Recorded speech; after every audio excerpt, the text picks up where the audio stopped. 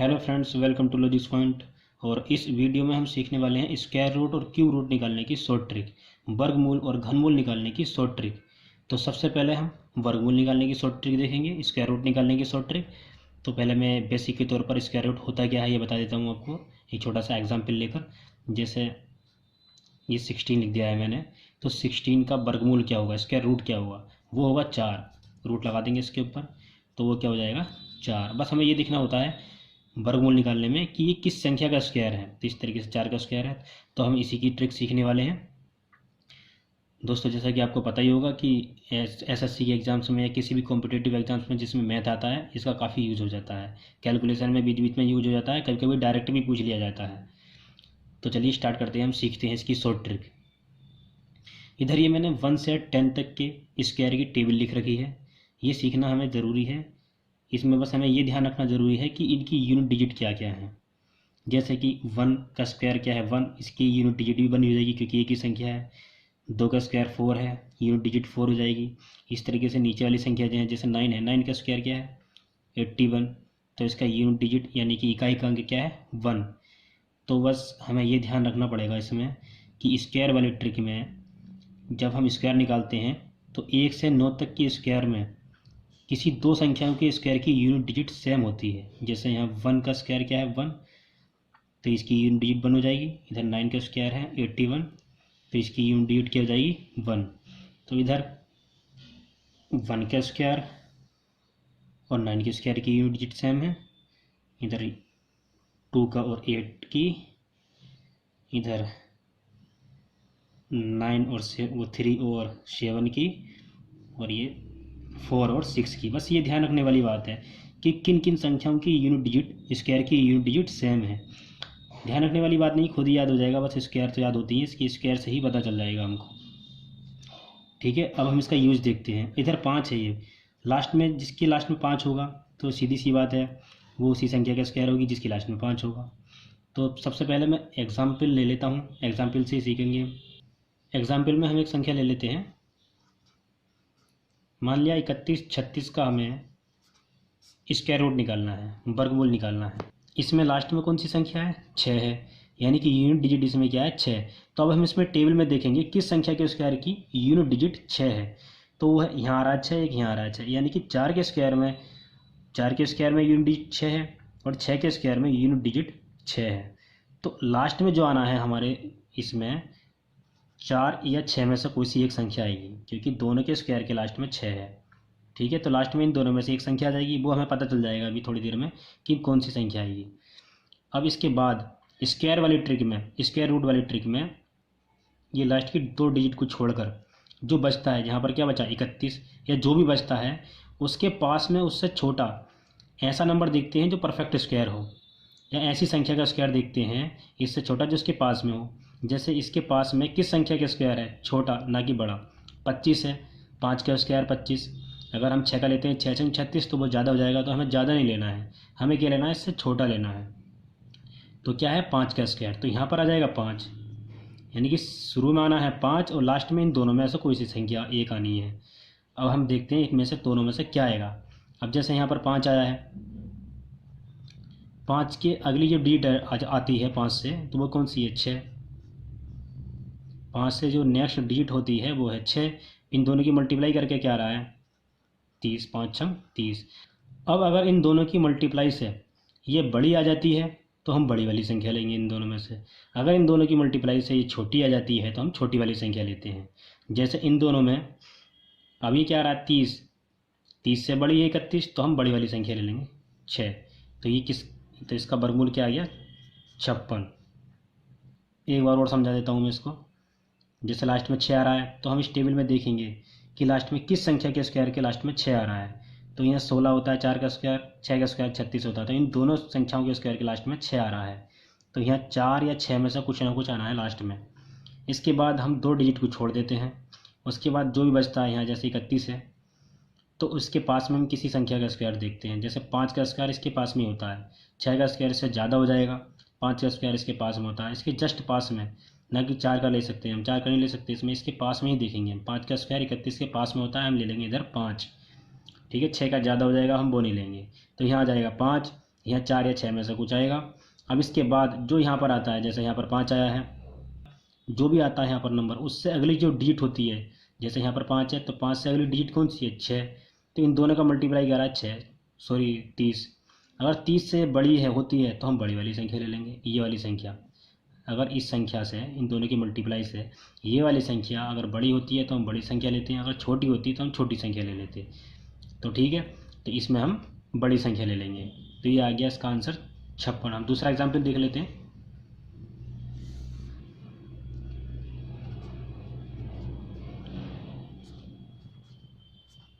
मान लिया इस संख्या का स्क्वायर निकालना है। अब लास्ट में इसमें क्या आ रहा है, 9। तो हम देखेंगे इसमें किस संख्या के स्क्वायर में लास्ट में 9 आता है। तो यहाँ 3 का स्क्वायर क्या होता है, 9, और 7 का स्क्वायर क्या होता है, 49। दोनों के स्क्वायर के लास्ट में 9 आ रहा है। तो यहाँ पर 3 या 7 में से कुछ ना कुछ आना है लास्ट में। 3 और 7 को हम इस तरीके से लिख देंगे। इसके बाद 2 डिजिट को छोड़कर अब बचा क्या, 75। अब 75 में हम देखेंगे कि इससे छोटा कौन सा एक ऐसी संख्या है जो पूर्ण वर्ग हो। किस संख्या का स्क्वायर इससे पास में आता है इसके, तो वो क्या आता है, 8। 8 8 जा 64, 8 8 64। तो यहाँ आ जाएगा 8। 9 नहीं ले सकते, 9 9 81 ज़्यादा हो जाएगा। तो इससे जस्ट पास में जो इसके बिल्कुल पास में होगा स्क्वायर, परफेक्ट स्क्वायर, हम वो संख्या लेते हैं। तो ठीक है, वो होगी 64। 64 किसका स्क्वायर होगा, 8 का। तो इस तरीके से यहाँ पर आ जाएगा 8। अब इन दोनों में से कौन सी संख्या आनी है, अब हम देखते हैं उसका। अब जैसे 8 है, 8 से अगली डिजिट कौन सी होती है, 9। 8 9 72। 8 से अगली डिजिट होती है 9, 8 9 72। अब 72 से ये संख्या बड़ी है तो हम ले लेंगे बड़ी संख्या। ठीक है, तो हमारा आंसर आ जाएगा 87। तो इस तरीके से हम किसी भी संख्या का वर्गमूल निकाल सकते हैं, स्क्वायर रूट निकाल सकते हैं। अब मैं आपको एक बात और बता देता हूँ कि जैसे 1 से 9 तक की संख्या के स्क्वायर के लास्ट में ये सारी संख्या आ रही हैं, तो इसमें जो बची हुई संख्या हैं वो हैं 2 3 7 8। 2 3 7 8 ये संख्याएं, इनकी लास्ट में जो संख्या हैं उनमें नहीं आ रही हैं। तो इसका मतलब आपको ये तो पता ही होगा कि किसी भी संख्या के लास्ट में 1 से 9 तक तो संख्याएं जरूर होंगी, 0 भी होगा, इससे अलग तो कुछ नहीं होगा। जब ये संख्याएं होंगी तो उनके स्क्वायर के लास्ट में भी यही संख्या होंगी, इनसे अलग नहीं हो सकता। और बची इनसे बची हुई संख्या कौन सी हैं, 2 3 7 8, यानी कि ये किसी भी संख्या के स्क्वायर के लास्ट में नहीं आती हैं, ये वाली संख्या है। ठीक है, अब एक एग्जाम्पल ले लेते हैं हम।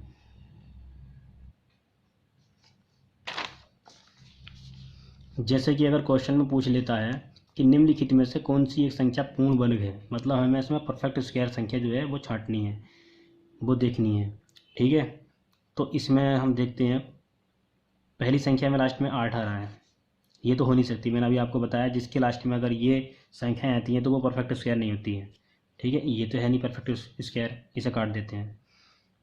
इसके बाद ये हो सकती है क्योंकि इसके लास्ट में 1 है, और 1 यूनिट होता है किसी संख्या का। जैसे ये 9 के स्क्वायर के लास्ट में 1 आता है, इधर 1 का यूनिट 1 ही है, तो यानी कि ये हो सकती है। इसकी अभी देखते हैं हम, जो गलत हैं बस उसको देख लेते हैं पहले, जो सही होगी वो खुद ही निकल कर आ जाएगी। अब इसके बाद लास्ट में यहाँ आ रहा है 65। आपने देखा होगा किसी भी संख्या के अगर लास्ट में 5 होता है उसका स्क्वायर निकालते हैं तो उसके लास्ट में 25 जरूर होता है। ठीक है, जैसे 15 का स्क्वायर क्या है, 125, सॉरी 225, तो इसमें लास्ट में 25 आ रहा है। 25 का स्क्वायर क्या होता है, 625, लास्ट में 25 आ रहा है। आप देख सकते हैं चेक करके कि जिसके लास्ट में 5 होता है उसके स्क्वायर के लास्ट में 25 होता है। तो यहाँ हो रहा है 65, तो ये भी गलत है। यहाँ पर ये 7 आ रहा है, मैंने अभी आपको बताई थी ये वाली संख्याएँ, देखो 7 इसमें भी है, तो ये वैसे ही गलत हो गया। अब बचा क्या, ये ठीक होगा, यानी कि ये परफेक्ट स्क्वायर है, हमारा आंसर आ गया ये। अब देखेंगे हम घनमूल निकालना, क्यूब रूट निकालना।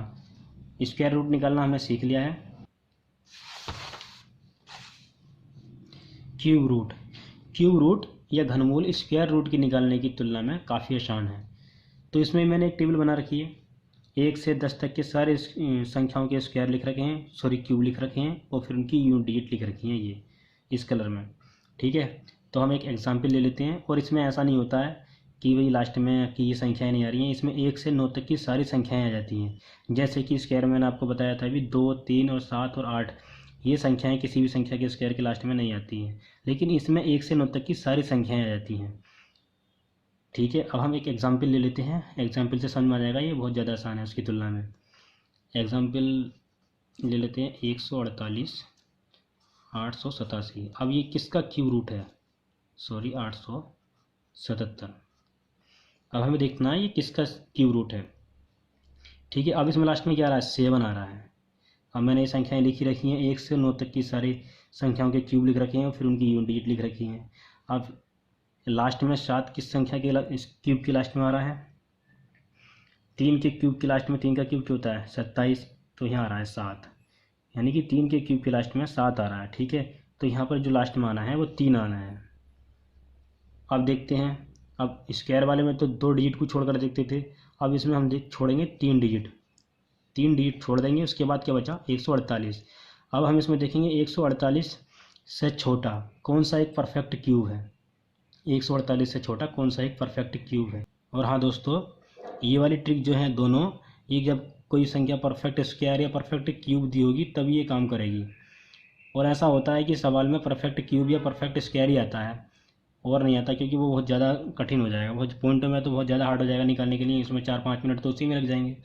तो जो सवालों में दिया होगा, क्वेश्चंस में दिया होगा पेपर में, वो परफेक्ट स्क्वायर या परफेक्ट क्यूब ही दिया होगा।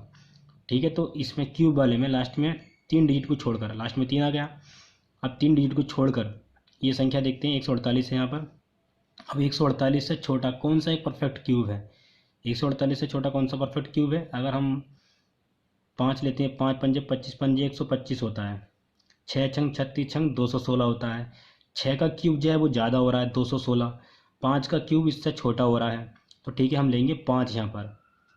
ये बहुत ज़्यादा आसान है क्यूब रूट निकालना स्क्वायर रूट निकालने की तुलना में। तो यहाँ पर आ गया 53, ये हमारा आंसर आ गया। अब दूसरा एग्जाम्पल ले लेते हैं।